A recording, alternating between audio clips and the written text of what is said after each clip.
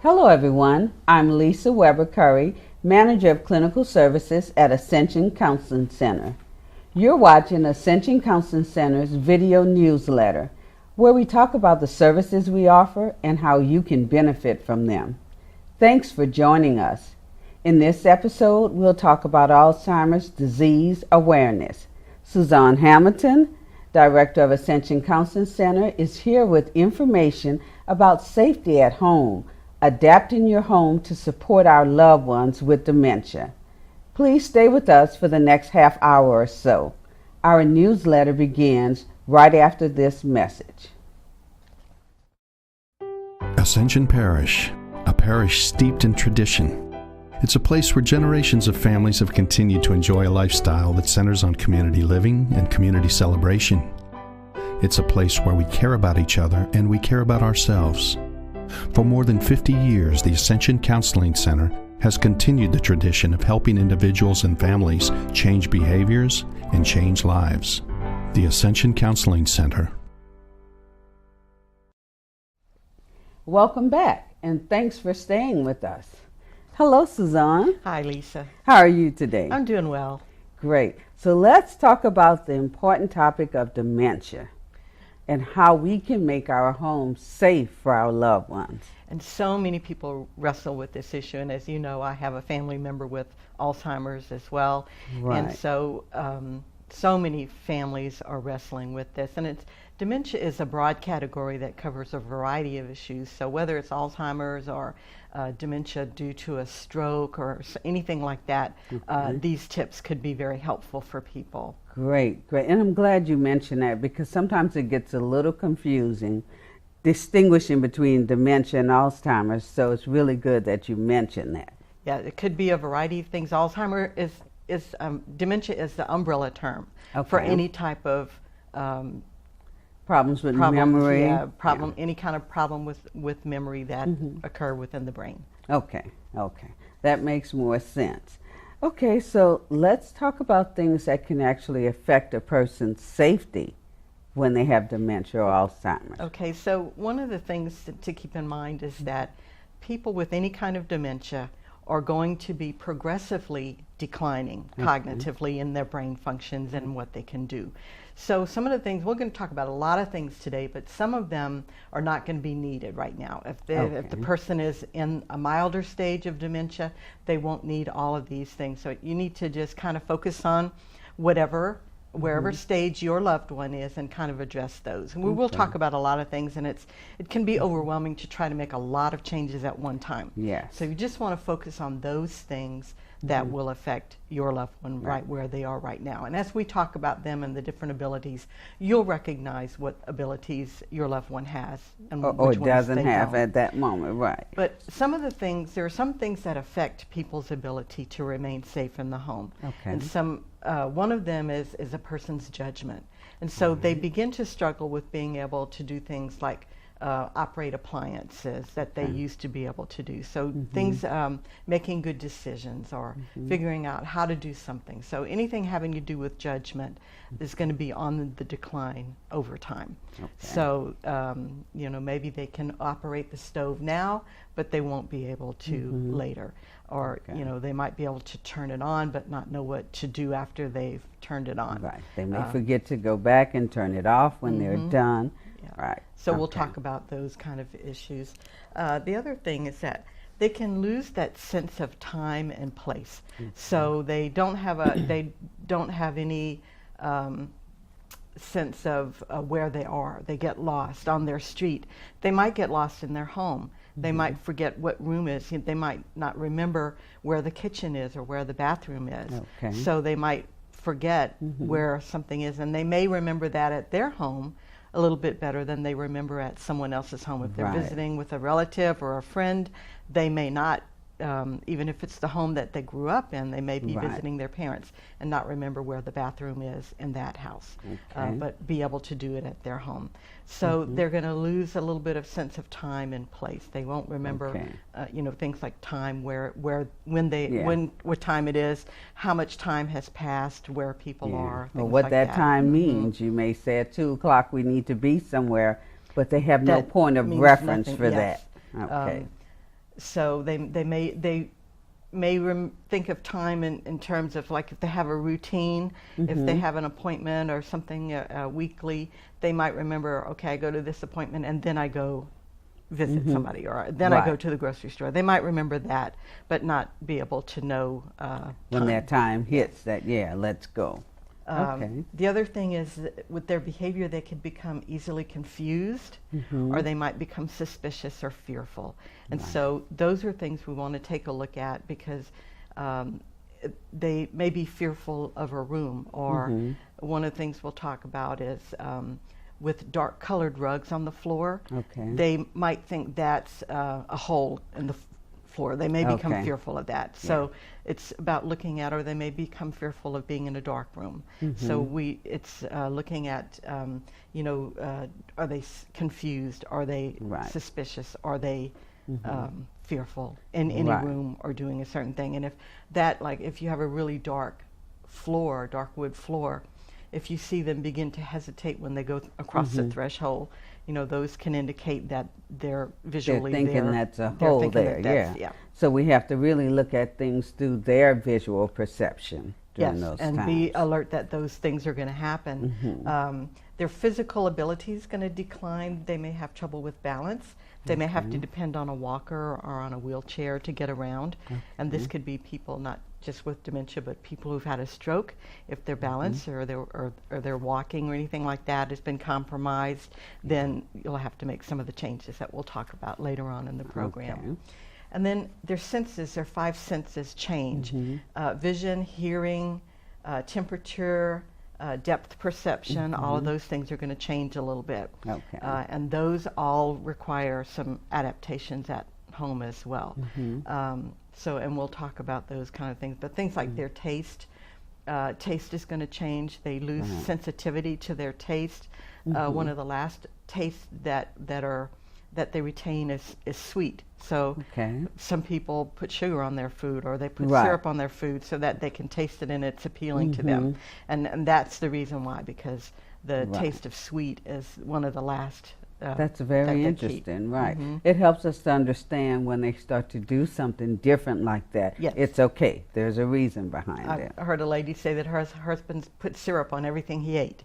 So, and that was the reason why. You just let him do it. It wouldn't taste good to us, but for them, they're not tasting the rest of the food. They're really only tasting the sweet part of it. And sometimes they will also forget that they actually like the food, so it's going to be reminding them. I think the biggest takeaway here is we have to be aware and specific to that individual. Yes, it's going to be unique for every individual.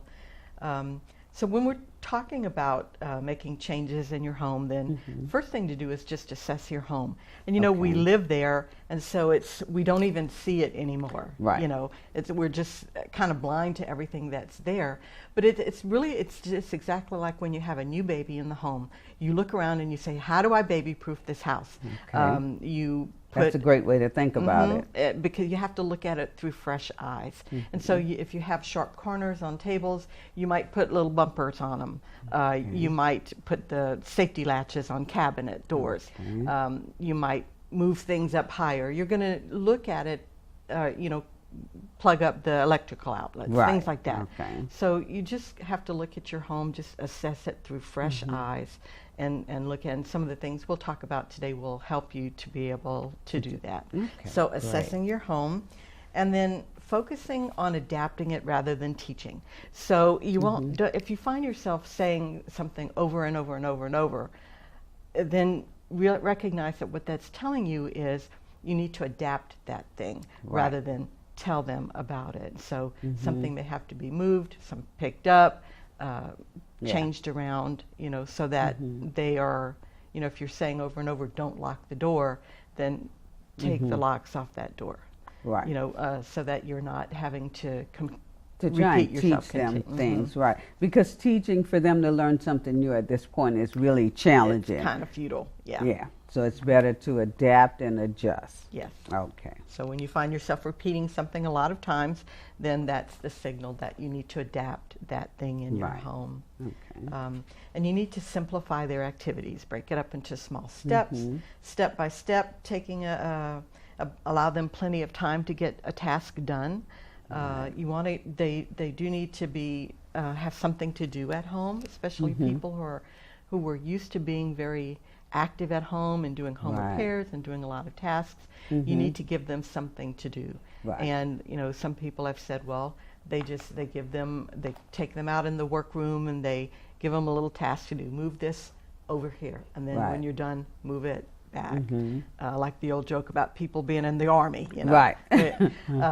And so things like that. If you have nuts and bolts or screws or something, and you just have them sort it, and at the end of the day, after they're done, you know, after they're in bed, dump it all out again, and then let them sort it again the next day, so that they have something to do to keep them busy. Because everybody wants to feel like they're contributing. So it allows them to contribute in the best way that they can do it. And you're giving them something that's safe for them to do, rather than, you know, something that could be unsafe for them. Okay.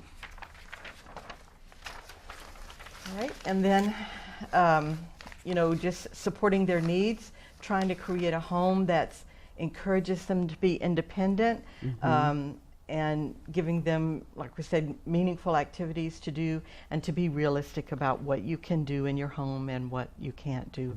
And one of the things that they try to do is, people find that the person with dementia will just kind of stick close to them, follow them in every room that they go to. So they become that person. That person becomes their safety net for them. And so one of the things is making sure that every room is safe for them. If you're encouraging them to maybe remain in the living room while you just go to the bathroom, you know, you just want to be able to know that that's a safe place for them, for you to leave them alone for a little while. Yeah, it gives you peace of mind, and it gives that person a chance to be independent of you. As independent as possible. Okay. So let's just start with some tips for a safe and supportive home. And there are some things that we'll look at room by room, but some things are throughout the house. And one is to make sure that all of your exterior doors are secure and have safety-proof locks. And so, you know, one of the things about dementia is that people are prone to wandering. So they'll just go outside and wander off. And so if you're at home, you want to make sure that the person cannot operate the exterior door lock. And they'll start out being able to do it, but eventually they'll get to where they can't. But they'll encounter a locked door and not be able to unlock it. But if they're able to unlock it, then you just need to look at different kinds of locks on your exterior doors. And so you might have to put a safety chain, put it up high where it's out of their visual range, so that they won't notice it. Or, you know, you have the key entry where you need the key in the lock. Something like that you might be able to use, and they may not be able to figure out how to operate that. And you can always talk to any home stores that can help you with the right kinds of locks to keep your loved ones safe.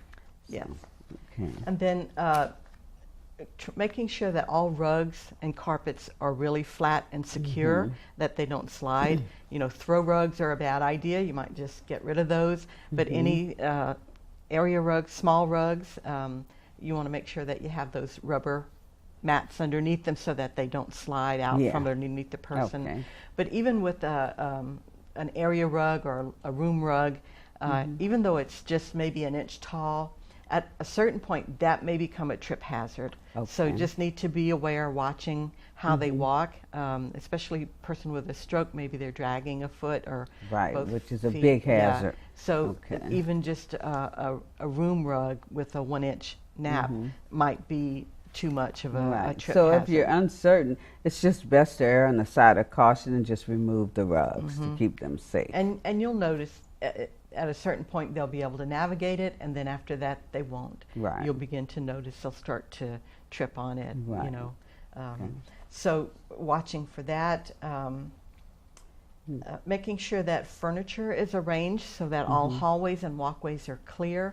And you know, we like to put cute little accent tables, or we like to put a large vase or something like that. But we need to make sure that those are removed so that the hallway and the walkways are clear, and that there's no opportunity for them to bump into that or trip on it. And remember that if they're having visual depth perception problems, then they're not going to recognize how close they are to some of those objects. Oh, they may think it's something that it's not, that can cause them fear. So just let's move it and keep them safe. Make sure that make sure that all pathways through the house are clear of obstacles and free of clutter.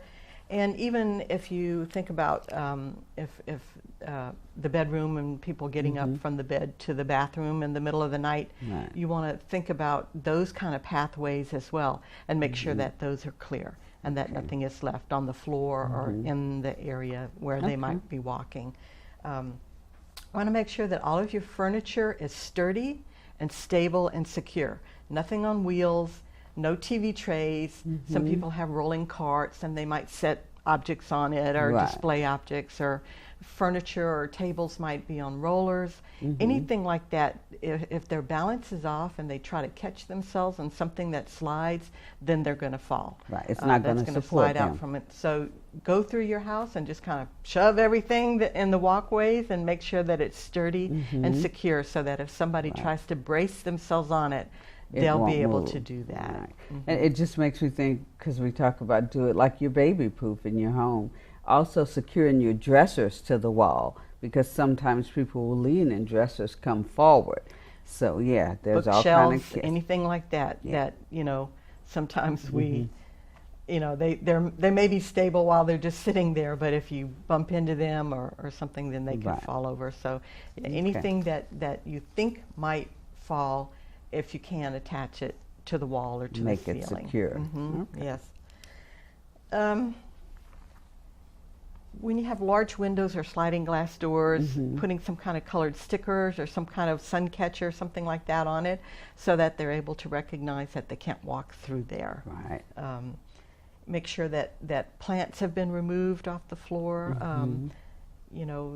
especially poisonous ones. Right. They're gonna, when they fail to recognize objects, they won't maybe recognize that that's not food. Right. People have eaten things that they shouldn't eat. So, and plants, if they're on the floor, that can again be a tripping hazard. Right. So you might look at removing plants from the floor, or checking on the online or with the LSU Agricultural Service and see which plants might be poisonous and remove those. Stairs and steps should all have railings on both sides, and they should have clearly visible edges. So if you put a colored tape or something like that, reflective tape, you might have to do that. You might do that because with visual changes and with depth perception problems, they might have trouble going up the stairs. They won't recognize what they recognize all their lives. Okay. If you have guns or firearms, any kind of weapons, you want to remove those or lock them up. Make sure that the bullets are not with the guns. And one of the things, for people with Alzheimer's or any kind of dementia, they're going to be confused. And they may mistake you for an intruder. They may mistake you for an animal. They may feel threatened. They may just be angry. Some people who have dementia are angry and mean towards their family members. And I have had a lady tell me she was afraid to go over to her mother's house. She never knew if she would be attacked. And so in that situation, it's really important to remove any weapons so that there are no accidents. Be safe, because really your family members don't want to hurt you, but you have to remember their cognitive abilities aren't what they used to be. They're just not there yet.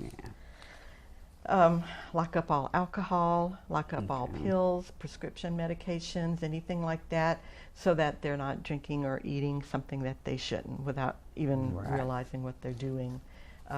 If you have anything that's valuable or irreplaceable, some people have family heirlooms or something that has sentimental value, you really want to move it somewhere out of sight. So move it so that it's safe and it doesn't get damaged. So, if you want to put it in a locked cabinet or a locked room, or even put it in a safe deposit box for a little while, just to make sure that it doesn't get damaged accidentally.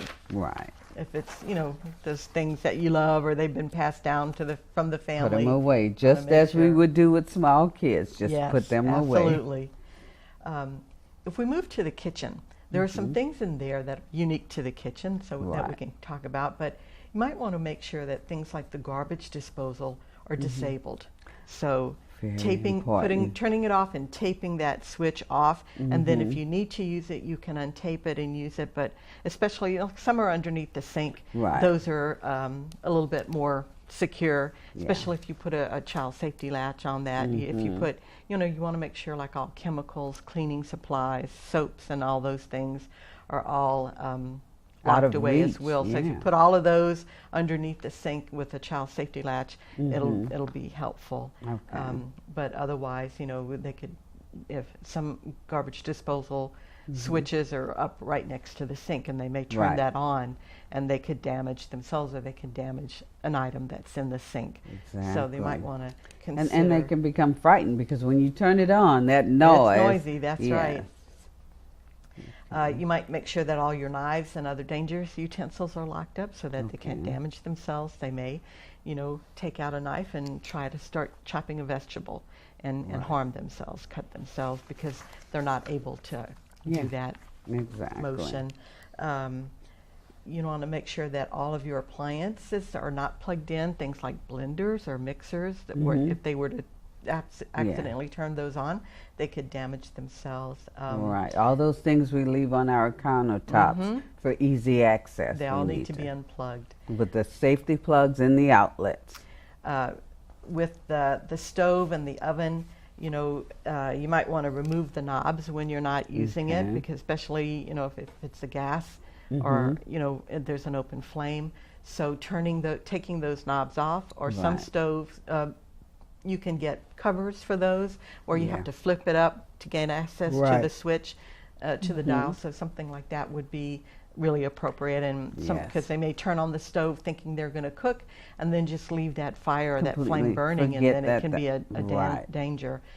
Some people have, elderly have reached across the stove to the back of the stove and had a robe dangle and catch on fire. So they have to be very careful to make sure that they can't turn on the stove or the oven. That's very important. I mean, that happens to us if we're not paying attention, so that's very important. If they're eating just anything they come across, then it might be a good idea to put a safety latch on the refrigerator as well. And so to make sure that they're not in there just eating things that are, eating too much, or things that they shouldn't have. And it's really important to get rid of all expired or mildewed food, because some of us keep that in the refrigerator. Like, we will keep it in the refrigerator until trash day, because we don't want it in the trash. Or you get busy and say, I'm going to do it all at one time. If it's milk and it's curdled or anything like that, they won't know the difference, especially if their taste has declined. They don't have the ability to taste. So you want to make sure that there's nothing in the refrigerator that they can get into that would be dangerous for them. Okay. And then you talk about the bathroom as well. So what do we need to do in the bathrooms? One of the things is keep the water heater set to 120 or less, and that's going to prevent people from scalding. They may just turn on the hot water faucet. It might be helpful to get one of those knobs that are 2-in-1, where there's not a hot and a cold, to prevent them from just turning one on and just having hot water. Grab bars by the tub and by the toilet to something there for them to hold on to. You can get toilet seat risers so that they can sit up higher, and it's easier for them to get up. Shower chair or seat if needed, so that they can sit in the shower if their balance is poor. Making sure you have maybe those sticky rubber mats on the bottom of the tub. Make sure, a lot of people, this is where they have a little throw rugs that all may need to come out of there. Any dangerous things removed from the medicine cabinet or the surfaces, so that they're maybe not drinking shampoo, or they don't have access to medications. Any place that you have mirrors. Sometimes mirrors present a problem for people with dementia. And I've heard people say that their loved one with dementia just kind of gets stuck staring at the mirror. And there's several reasons for that. And one is that they may not recognize themselves when they look in the mirror. So it just confuses them. They're trying to figure out who that is, and they think that that's another person. Yeah. That maybe, and if they don't recognize who that is, then they're going to be maybe afraid of that person, and so what they're seeing in the mirror doesn't match what's going on, what they In believe their they should brain. be seeing. Right. And so sometimes people will just stand there at the mirror and try to figure out what's going on. They get stuck in that one They get place. stuck there. So you might want to cover the mirror. You can hang a picture over it. You might Just want to make take sure it it's off. secure. Yeah, make sure it's secure. Okay. You might want to just remove the mirror. You know, and I totally understand when I'm saying all of these things that it makes your life a little bit more inconvenient because you're going to need a mirror.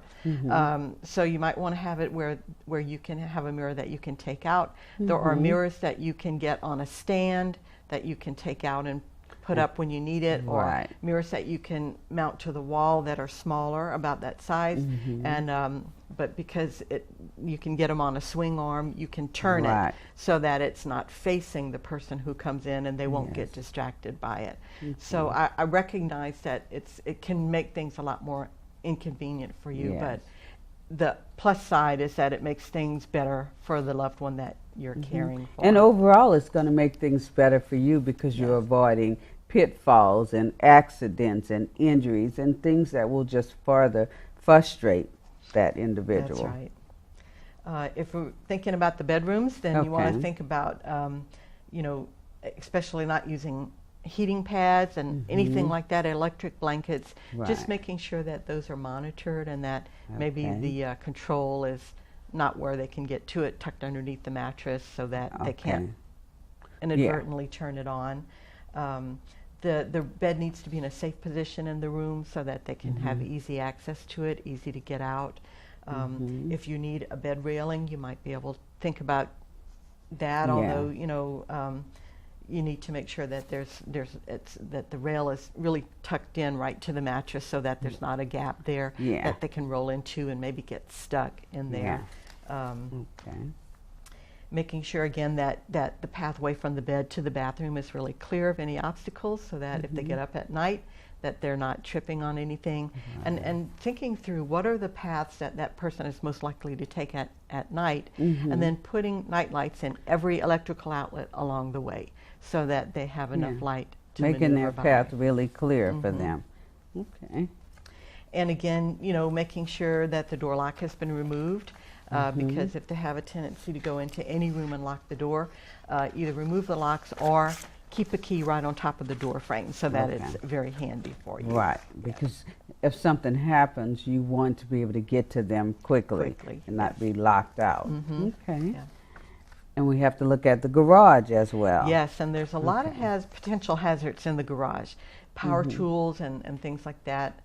So you want to make sure that you might have to pick that up and store it somewhere so that it's not, especially if you have a spouse who is very handy and worked out in the garage all the time, they'll want to be out there because that's the safe place for them, a place that they remember, a place that they feel comfortable. So anything that could be like a power tool could be dangerous for them. You want to pick Nail that up guns, and lock it up. Anything like that. You know, even Saws, pant, anything, because the inability to distinguish whether this is a can of food or something else. So you just err on the side of caution, put it all away. You know, lawnmowers, weed trimmers, all of those kind of things that could be very dangerous for them. You need to limit their access to that. Any kind of poisonous chemicals, paint, gas, fertilizer, ant poison, all of those kind of things need to be locked up. Keys to any kind of motorized vehicles that are in the garage, they need to be hidden or secured or put someplace inaccessible. Even like keys to lawnmowers or anything like that. Golf road, courts, anything like that. All of that needs to be, you know, if it's in the garage, sometimes we just keep the key in it. That needs to come out.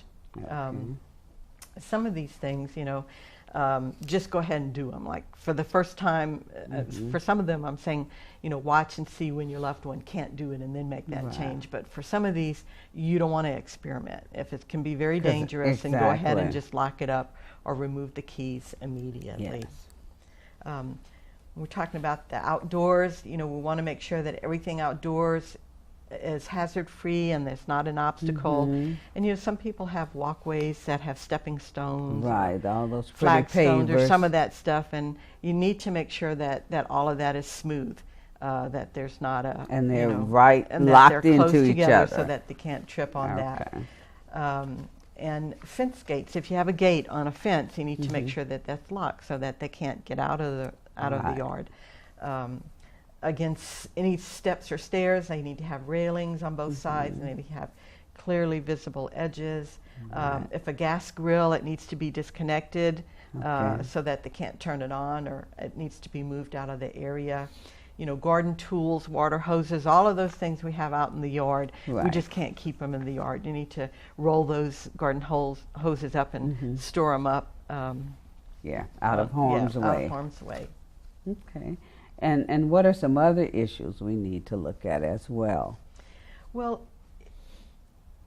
keeping your family and friends updated about what's going on is very important. So whenever you're making those changes, other people need to be aware. Your neighbors need to be aware that you expect the gate to be closed and locked at all times. And then that way, if they see it open, then they can notify you that Right. that has happened. Yeah. You have that extra set of eyes to help you out. If the loved one spends a lot of time at a parent or child's home somewhere else, you know, you need to let them know what their limitations are, what kind of changes you've made to your home, so Right. that maybe they can make those, or they can be more aware. You know, you need to let them know they have if your loved one has a tendency to go in the refrigerator and just eat. You Yeah, know, make them aware. The other thing, you know, as we're talking about picking things up is like plastic fruit. Some Oh, people yes. have bowls with plastic fruit. The person with dementia may not be able to recognize that that's not real, and so you need to remove anything like that that That's potentially a looks really like good food. point. Yeah. Yeah. And so, you know, if other people have that, if you're making changes in your home and they spend a lot of time at somebody else's home, then just share with them them aware. changes you felt necessary to make in your home, so that they can either be aware of it, make that change, or they can monitor the person when they're there. Right. And if that person's condition continues to decline and you make more changes, update family members and friends so they know. Okay. Make sure that, you know, other family caregivers are prepared for emergencies with lists of who to call in an emergency, Okay. who the doctor is, hospitals, poison control hotlines, anything like that. Make sure you give a copy of that to everybody that your loved one spends time with, so that Okay. they can all have that handy if they need it. Yeah. You need to think about having your own space within the home, someplace that's just yours, Okay. not anybody else's, where you can kind of go for respite. And you know, it's very hard with a lot of loved ones, they won't leave your side. But it might be Right. that you can set them up in a chair with a movie or a, you know, Something video, that you something know that will hold keep their their attention. attention, and then get away to your little respite spot where you can relax, or you can read, or do whatever it is that you need to do to take a little break. Right. You know, I've heard people say, like one man said, he wasn't telling their adult children how much their mother had declined because he was trying to protect them from the grief and the sadness Right. of that. But the result was he was having to take care of everything on his own, and he didn't have anybody to give him relief when he needed to take a break or run to the store Right. or go to the bathroom or anything like that. And so really trust your family and trust your friends and neighbors to be able to be there for you, and Yeah. allow them to do that. That's very important, because as caregivers, you become overwhelmed, and then you can become resentful, or you can become ill yourself. So you got to find that balance. You really do. And, you know, you'll find some people are not able to step up, and that's them due to their own issues. That, you know, you have to give them grace and allow them to step back and not Right. pressure them into it. You need to continue to look for the people who will be the supports that you need for them to be. Very important. Yeah. And get into support groups. There are several in Ascension Parish, and many other areas have them, so that you can find people who can help give you the support that you need, the emotional Right. support, and share with you the things that they've gone through and the things Right. that you're going through. You can see What that might they're have common. worked Yeah, get that some you never ideas. thought about. And even if you can't get out as often as you would like to go in person to those support groups, there are many support groups available online as well. A lot of places that have most of the Alzheimer's websites have caregiver sections where they have education. And I heard one person said, well, the family didn't understand what dementia was, and they thought the person was just being manipulative or resistant, or they and so if you're new to Alzheimer's as well, or to any dementia, then it's hard for you to educate those other family members. Right. So going to one of those websites, to the caregiver section, will give you materials that you can read, that you can give to other people as well, so that they can understand that it is a disease of the brain that is going to cause certain limitations. Right, that's important. And you can also, the family members that are really, or friends that are going to be actively involved in helping you care for that individual, maybe invite them to a doctor's appointment so that they can ask questions and be informed about the patient's condition and how they can better help the patient. That's right. That's a great idea, and that will allow them to be more invested in the entire process and in the individual, and can help give them a better idea about what's going on with that loved one. Okay, good. So you've got a few more tips to share with us for a safe and supportive home. So just some general things. So, again, we've talked about the mirrors, we've talked about installing locks, disguising access to dangerous areas. So you might have to set up, cover doors or locks with a mural or a cloth or something, making it look like there's not a door there, or a doorway. A part of the wall. Just a part of the wall. You might set up some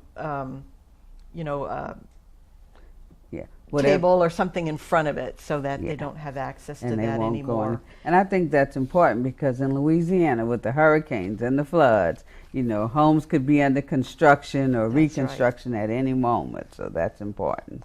And looking at the light, diffusing bright light. Bright light can be harsh for someone who's having changes in vision, but also going into dark rooms can be difficult. So if all of your light is from maybe from the ceiling and it's very bright, that may be difficult for them to see. That's going to cause a lot of shadows.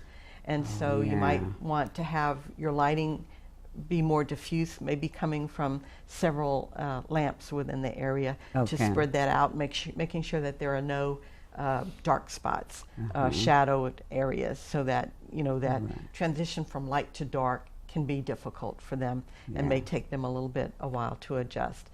Some people with dementia are afraid to go into a dark room, so you might need to put maybe motion sensors on all of your lights, or so that when they enter that room, the lights automatically come on. So or lights on dimmer switches, so that you can experiment and see what is the most comfortable level for them, and then tape it off and leave it there, or put a mark on it in ink, so that you know exactly where to set it next time you come into that room. So the level of lighting is even. There are no dark or light spots. If you need to install some additional lighting, to prevent accidents or prevent, then do that. Just look with fresh eyes and see where are the dark spots, where are the shadows, and make sure that you take care of that. Another thing is contrast with the changes in vision. If there's no contrast in color, it makes it difficult to see things. If you have a white tablecloth and you have white dishes, that may be difficult for them to they can't figure distinguish. It's all continuing to colored them. plates on a white background, or even if you have a bathroom and it's kind of monochromatic, mostly in the same color, get yourself a colored rug or a colored toilet seat cover. A colored safe rug. Yes, make sure it's safe. Covered safe rug. And so that if you put a red toilet seat cover, then it's easier to say, here's the red, go to the, red. And every time the red, remember the red, because they will have difficulty recognizing the toilet and what that's for. People have gone into the bathroom and used the tub or used the waste baskets and not recognize that that's what the toilet is for. So using contrasting colors can help you when you're giving them direction about those types of things. And just remembering, sometimes you may need to go as far as walking them to the bathroom and reminding them, here's the toilet, when you're done, move over Point here, right at wash it. your hands. Yes. Yeah. Lift the seat, for them, and yeah. It saves you frustration, and it saves the patient frustration as well. Yeah. Okay. So we've kind of talked a little bit about the dangerous areas. So just a little quick summary of it, what should we look at in the dangerous areas? So in the dangerous areas, we want to make sure that we're looking at anything that's movable, anything that's sharp, anything that's, dangerous to eat, any like chemicals or Right. the plastic foods. But yeah, if you want to make sure that you might have to lock the door to the garage, you might have to lock the door to the laundry room, you might have to do something like that, and that will make things a little bit easier. Just keep that locked so that they can't go into those areas that could be dangerous for them. So I think overall, even though it may provide inconveniences for us as a caregiver, in the long run, in the bigger picture of everything, it makes it easier for the person with dementia. And if it's easier for them, it will become easier for us. It'll become part of your daily routine to unlock the door to the laundry room, Right. Or to have to untape the switch for the garbage disposal. And some of those inconveniences, you won't even notice at all. After time, you're weighing the safety of the individual with a little bit of convenience for yourself. And it's not just the safety of the individual, but it makes you safe as well, and other family members in the home safe. And I think the other part we need to remember is, yes, it can be frustrating, but as caregivers, we need to communicate with each other, find that support, as you said, get some help in the home, and also give that patient time, your loved one, to have their creativity, their independence in a safe manner. So. And there are some programs like in Ascension Parish, the Council on Aging. Okay, great resource. Has some, it doesn't matter if the person is over 50. If an individual has a chronic illness like this, they can get some assistance from them, some meals from them. They can even get some reimbursement for sitters. Okay. So if they have a sitter come in, they will reimburse some of the fees for that. Okay. So getting out and, we've talked about a lot of things to do. And a lot of tips and techniques of things that you can do to change your home. But really one of the most important is just getting out there and finding the support that you can, because there are a lot of agencies out there that are going to be able to provide some supports for you as a caregiver, so that you're not doing everything on your own. So getting onto the Alzheimer's local websites and other agencies, and just call them and say, hey, what can you do for me and for my loved one with Alzheimer's? Even if it doesn't seem like that agency would automatically have something for you. But I know, like for us at Ascension Counseling Center, if somebody calls us with a need that we can't immediately address, we refer them to somebody who can. Exactly. And just like we talked about Council on Aging, they will do the same. We'll give you a referral for anybody that we think can be helpful for you.